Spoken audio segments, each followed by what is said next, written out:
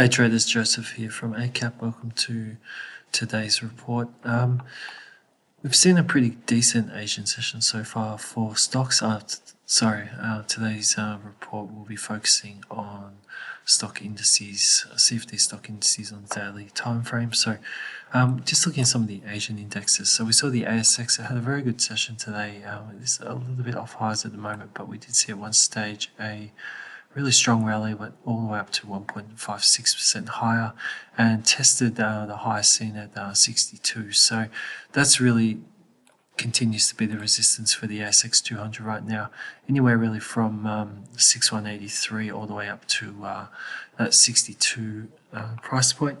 And we do still have, a pretty good looking trend in play, and we do have this shorter term trend here which is still in play, but for now buyers really do just need to break through this resistance to see if the trend will continue. So a little bit of selling at the moment. Now the JPN 225 as well, we've seen a good break of this trend here. We had another break of this short-term trend here, and a higher low here, a new extension up, and at the moment we're seeing new support come in and demand basically from the 22,967 area. We have seen some buying today. There's been a bit of a test at yesterday's open.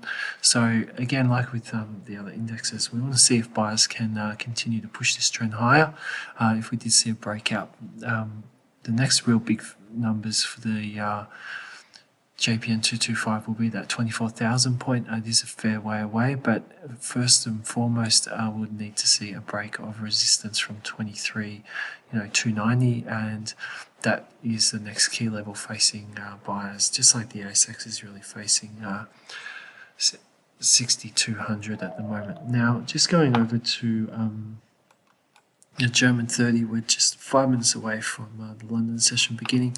We are seeing a little bit of selling. We still do see support at this level here from 12,857, and we also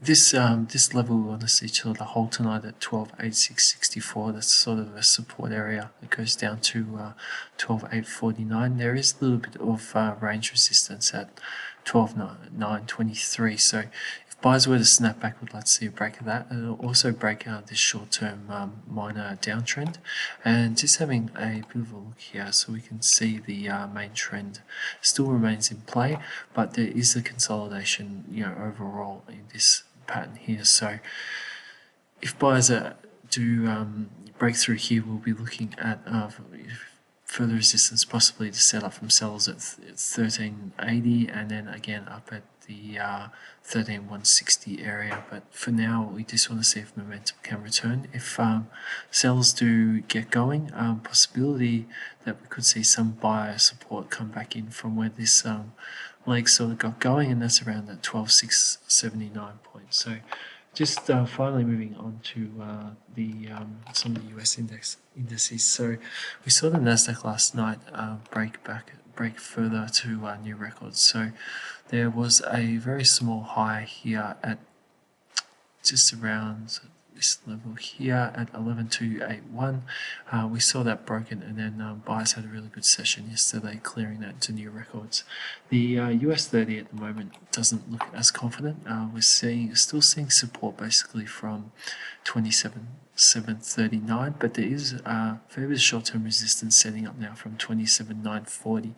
So again, we'd like to see a bit of momentum and direction, and just see if we can get a new leg up. But if that fails, and we'll be looking for this resistance to continue, and if sellers do make a move down, the level that would be a small worry if it was closed below would be that 27,710. So that's some of the areas and things we're watching at the moment on indices. We'll just quickly take a look at the SPX 500. Now, the SPX 500, I'm glad we did have a quick look at it, is really close now to new records. So we can see that that's the all-time record here, and we can see now that it's really basically on it. So if we do see any more buying into the open, we will see new records for the SPX 500. So that sort of completes like what the Nasdaq has been able to do, it completes that full turnaround from the COVID-19 sell-off. So